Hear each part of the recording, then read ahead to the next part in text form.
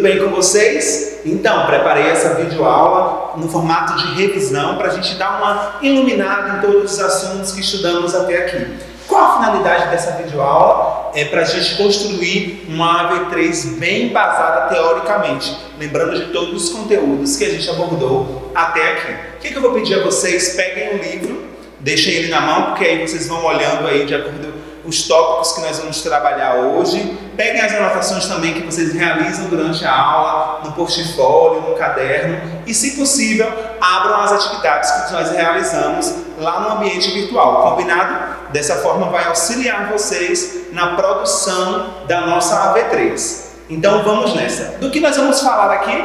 Dos 3 pontos que trabalhamos na unidade: a arte no Morro da Providência, os artistas viajantes, e também vamos falar sobre arte e história, a história do Brasil, que nós já vimos nos nossos diálogos online, combinado? Beleza? Para relembrar sobre a arte no Morro da Providência, só lembrando, o Morro da Providência foi a primeira favela do Brasil, lá no Rio de Janeiro. De primeiro nome como era? Morro das Favelas. Pronto, só lembrando que favela era o quê? Uma árvore do sertão nordestino. Os soldados que estavam aqui, ó, guerreando em Canudos, na Guerra de Canudos, aqui nessa região do Nordeste, voltaram para o Rio de Janeiro, que era a capital do Império, e quando chegou lá eles foram destinados a morar aonde? No morro. E aí eles deram o nome de favela, o que é chamado até hoje, essas comunidades carentes que ficam à margem da sociedade. E é nesse espaço que a gente vai começar a discutir sobre a arte.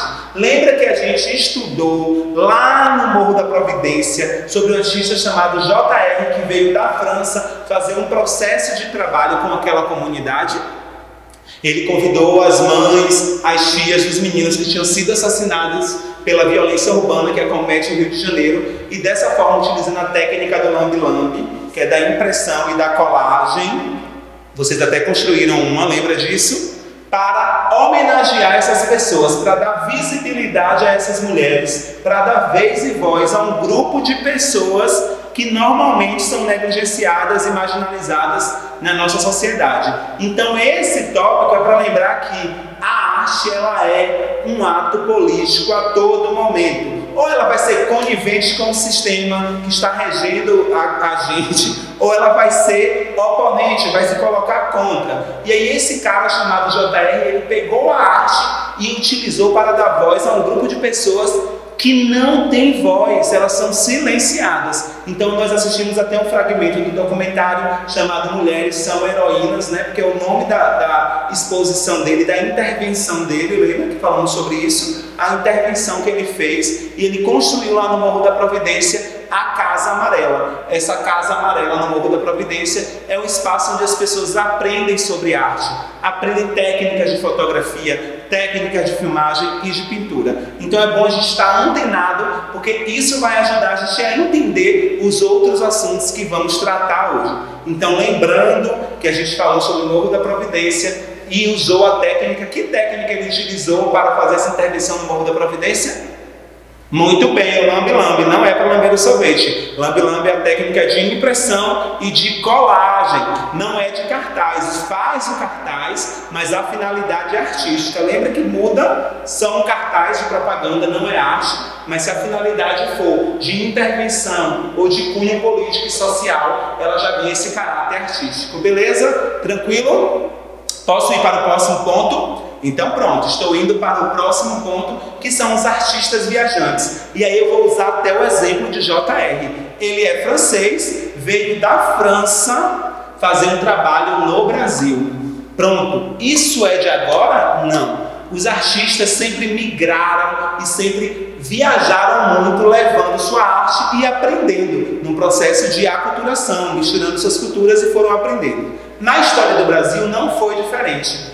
Aqui, já com o Brasil Império, vieram alguns artistas para cá retratar o Brasil. Franz Post, que veio da Holanda, Albert Eichholt, que veio da Holanda. Lembra que é péssima a minha pronúncia desses nomes estrangeiros, não é para mim, vocês sabem disso. E também o mais famoso de todos, que é Jean-Baptiste Debré, né? Essa galera veio para o Brasil retratar o Brasil a partir das suas pinturas. Que técnica eles utilizavam? O neoclassicismo, porque eles trazem da Europa o que a Europa estava vivendo ali após as grandes revoluções industrial e francesa, traz a ideia do neoclassicismo, que é o uso da arte clássica, que a gente vai estudar ainda, né, que fala lá da Grécia e tal, Egito, a nova arte clássica, ou que a gente pode chamar depois de academicismo. O academicismo é toda a técnica que a gente usa para fazer pinturas, pessoas que passaram pela academia de artes. Então esses artistas vieram para o Brasil, retratar o Brasil através das suas pinturas. Nesse processo aí, quem estava no comando do Brasil?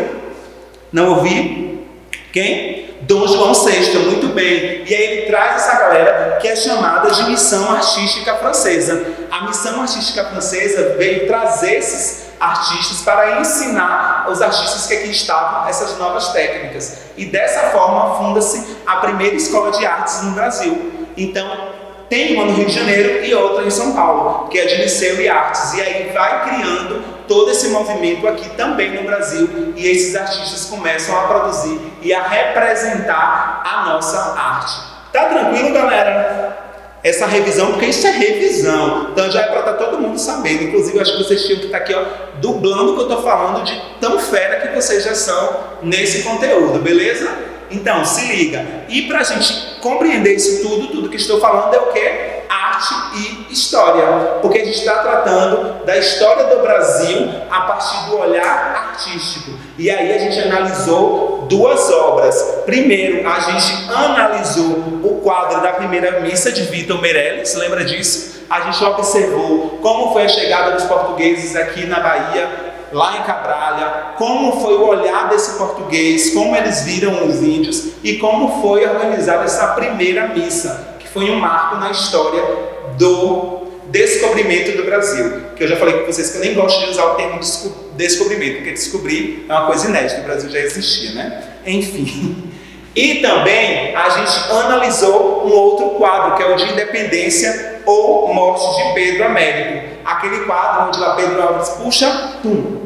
Independência Morte, lá no Ipiranga, a gente fez essa análise, vendo também que é um quadro que vai representar as pessoas do poder, e também a gente analisou aquelas pessoas que estão ao redor, ali na margem do rio, escondida, com medo, na verdade, né? Porque a gente sabe que há toda uma história por trás desse quadro, que é a história do Brasil. Então a gente tem que estar conectado nisso. Quando eu digo para vocês que estudar artes é estudar economia, é estudar história, é estudar sociologia, é estudar as relações sociais e também dos sentimentos, é porque a arte vai ser atravessada pela nossa própria história, e agora a gente está estudando um pouco da arte com a história do Brasil.